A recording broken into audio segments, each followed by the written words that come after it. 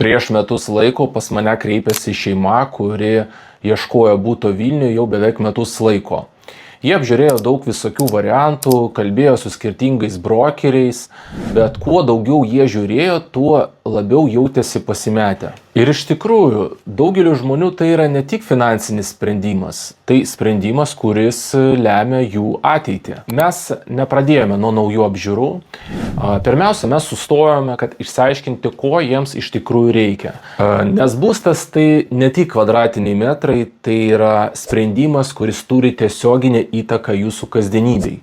Ir po kelių savaičių jie išsirinko būstą, kurio net nebūtų svarstę. Ir šiandien jie man sako, kad svarbiausia buvo ne pats objektas, o aiškumas, kurį aš jiems daviau.